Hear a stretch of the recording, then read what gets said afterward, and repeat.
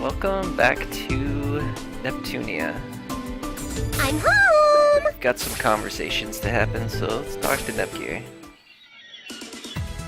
Nep Jr., I found some eggs. Huh? I've got milk and sugar too. Think we're all set for now. What? You too, Uzume? There were actually some monster peddlers nearby who just opened up a shop.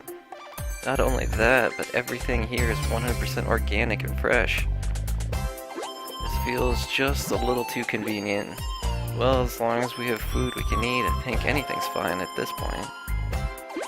Let's start whipping up this pudding right away, Gearsy. Yeah. I'll just hang out with you while they work their magic, Umiya. Considering we've never had a chance to sit and have a talk together, this may be the perfect opportunity to deepen our friendship. Oh, where's that coming from? Ah, sincerest apologies, Nepsy. It appears to be a call from one of my friends. Please excuse me for a moment. There he goes. Now I got nothing to do while I wait for pudding. Oh well, they say hunger is the best ingredient. I think I'll take a walk to get my blood flowing. Oh, looks like we got something with Neptune. Alright, the pudding's finished. Neptune, the pudding's done. Sorry about that, Nepsy. We made way too much, so I took quite a... Whoa, why are there baby bugs? Oh, good job, you two. Thank you for the hard work. Oh, it's Miss Uzume. What's going on here? I had some time to kill before you guys were done, so I took a walk around and ran into these baby bugs. I thought eating delicious sweets together with everyone makes them even more scrumptious, so I invited them over. Nice idea, Nepsy. We used all the ingredients we bought and we made way too much. Now, I'm really hungry too. I can't wait for pudding. I will boil us some tea, then. Our surroundings may be decrepit, but let's treat ourselves to a tea party. Oof, I'm so stuffed. I just can't get started up unless I have a pudding a day. Haha, you really do love your pudding, don't you? The tea you made for us was really delicious, Umiya. What kind of tea is this? Thank you, it's my original blend. I'm a bit of a hobbyist when it comes to tea. I can give you some of this blend if you'd like. Really, thank you. Looks aside, you really are a gentleman, Umiya. I think he's pretty handsome on the outside too, don't you? You know? That's right, Uzume had that sort of style sense. Now that our tea party is winding down, I would like to have a meeting discussing our future strategies if you are all willing. I don't mind. I'm super down. My motivation gauge is at max now and that my belly's full of pudding. Well, let's jump in immediately. I just received a call informing me of a place where share crystals may be located. We've used up a lot from our previous fights, so it'd be great for me to restock my supply. Furthermore, we can't surmise that there is a large supply of share crystals at this location. We might even be able to execute our plan. Indeed, as long as we have the necessary share crystals, our preparations will be complete. Which means we can finally... Hey, so what's this plan you guys are talking about? It'd be nice if you let me and Nepgear in on stuff there so we can understand. Oh, right, my bad. To explain it simply, it is a plan to defeat that Colossus you've already seen. As a what? You have a way to defeat that giant thing? After repeated battles with it, I came to realize that it's weak to share energy. However, because of its size, even if you strike it with share energy at a single point, it has little effect. This is why we are attempting to contain it by creating a special barrier that uses a huge amount of share crystals. Holy moly, that's a pretty crazy plan. With that, even a giant would get clobbered. Yep, that's the idea, anyway. Let's hurry and go get those share crystals. Ooh, we've got a truck.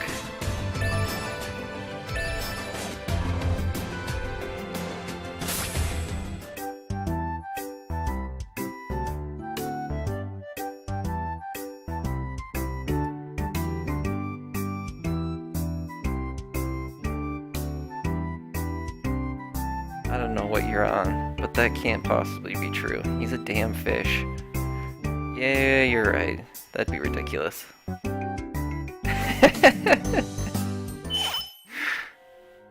Umio? What's with that body? What are those creepy legs? What's he doing? You're being quite rude, Nepsi. Look how beautiful these legs are. La la la, la la la. Legs. His legs. Please, anything but those legs.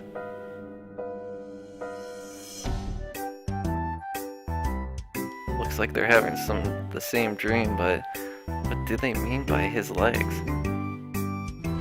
That's pretty good. I know who you are. I don't want to talk to you. Alright, we're getting some stuff. We have... That's what I'm talking about. How's that? How much money do I have?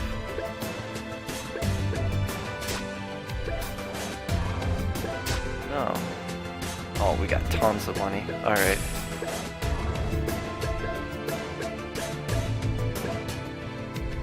Yeah, How's we'll it buy that look? too. Alright. Settle. Gear, I think we already got her. Yeah. Oh no. Yeah, that's what she's got. Beam slicer, right? That's what she's using. Does it fit me? And yep, it does. I'm gonna treat you to that. How is Your it? new megaphone. You have nice taste. Thank you. Buying any parts? No. Alright.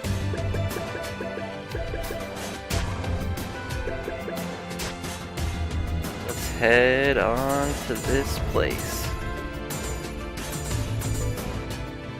Let's try going here. Kinda like the new traveling system in this game. Let's go. Could find some of these hidden treasures. Huh? So there are share crystals hiding even in a place like this? Wow, I can't believe such a beautiful place still exists in this world. You must realize that this place is this way because this is where share crystals reside. Why's that? The lands of this nation and of this world are almost completely lifeless. I personally believe that the dead land directly correlates to the fact that the amount of the CPU's protecting power is greatly diminished. The sole reason game industries exists is due to the protective powers of the CPUs. That's just like my nation too. Planetoon can't do anything without me around.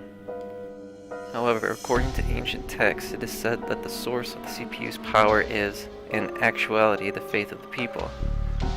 If this world bears no human population, CPUs can no longer manifest their true power. My theory is that these share crystals scattered across the lands are the crystallizations of the faith of all those who used to exist here. I suppose that CPUs and their people create nations by developing a relationship that is mutually supportive. It was the same in the game industry of another dimension we explored before. That means no matter the dimension we're in, game industry will usually operate in the same way.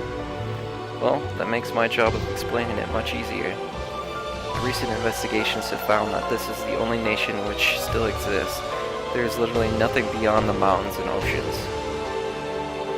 So it was true after all. No effing way.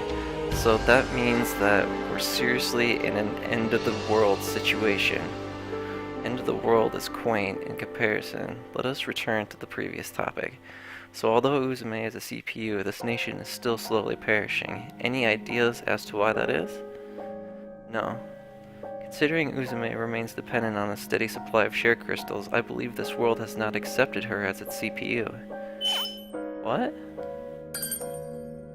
Thoughts. In a world without CPUs, this place may no longer even be game industry. What do you think will happen to this world if its very last nation falls into ruins? It will disappear, wouldn't it? If we ventured to give a name to the shell of a game industry, you could perhaps call it the Zero Dimension. I'm not giving up. Even if this world doesn't accept me, everyone else here looks up to me.